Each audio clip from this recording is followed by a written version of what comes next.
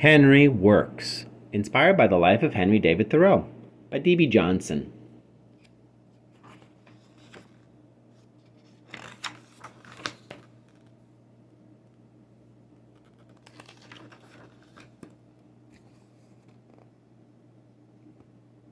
It is a misty, mizzling morning. Henry steps out the door and sniffs the air. It is a perfect day to walk to work.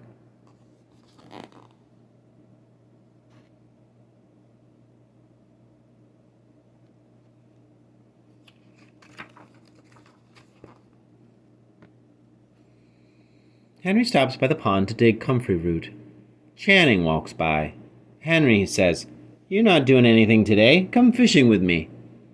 "Not today," says Henry. "I'm walking to work." Henry puts the comfrey root in his hat and walks down the path.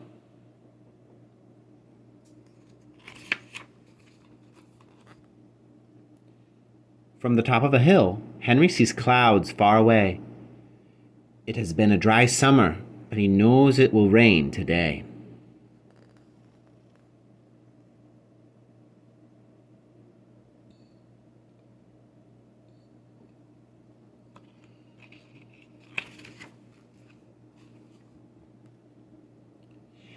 The rain will not come until afternoon, so Henry fills his cup with water and sprinkles it on the milkweed flowers. Hosmer meets him on the path.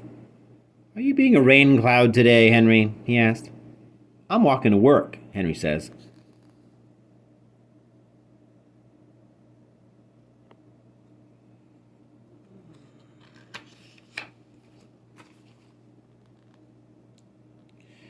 At the brook, Henry cuts a pole from a pine branch. With it, he pushes 3 crossing stones into place. He puts the pine needles in his hat with the comfrey root.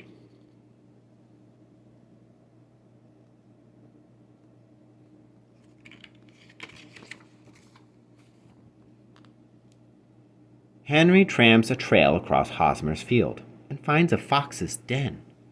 Mrs. Hosmer is sitting at her front window. Henry calls to her. "Keep your chickens inside tonight. There's a fox around," he says. He leaves a branch of sweet-smelling pine on her window ledge.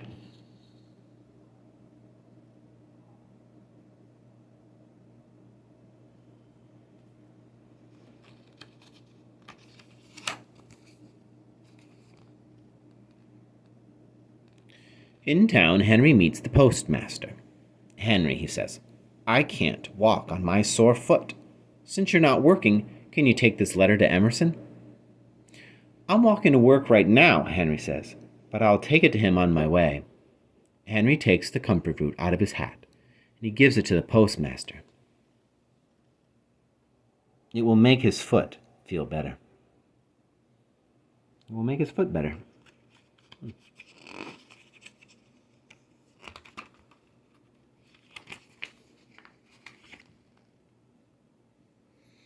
Henry finds Emerson in his garden and gives him the letter. Emerson says, "The woodchucks are eating everything in my garden, Henry." "I can take care of the woodchucks," says Henry.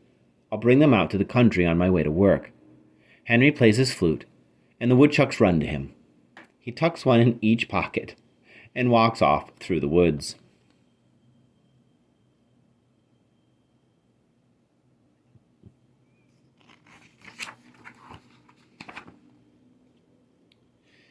In Alcott's field, where Henry sets the woodchucks free, he finds a patch of wild strawberries. He digs up some of the plants and puts them in his hat. Mrs. Alcott is hanging shirts to dry in the yard. "You'll have to bring in those shirts soon," Henry tells her. "It's going to rain in an hour."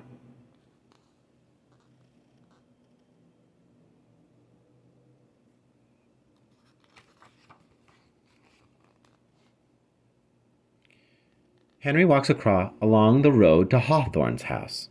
Inside the fence, the garden is growing wild with grapes and raspberries.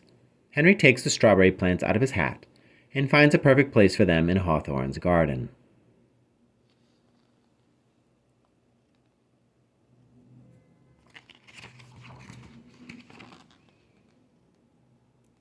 It starts to rain. Henry walks in the Millbrook, measuring the shallow water as he goes. Soon he meets Old Flint sitting on the bank. Are you taking a bath, Henry? Asked Flint. No, says Henry. I'm just walking to work.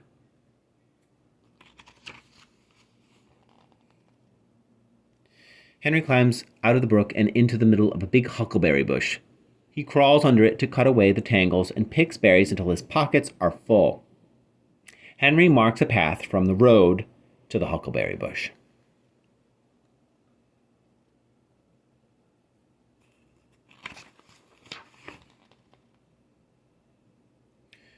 As Henry walks down the path to his cabin, he meets Channing, carrying his fishing pole. He shows Henry the fish he has caught. Did you go to work, Henry? He asked. I'm just getting to work now, says Henry. What is your work? Channing asks. It's writing, says Henry. I'm writing a book.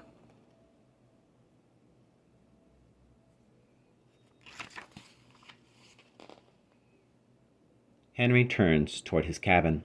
All day he has taken care of things in the woods and in town. Now he is back where he started. Inside he lights a fire. He hangs up his hat and coat. Then Henry sits at his desk to begin his book. Today, he writes, I took a walk in the woods.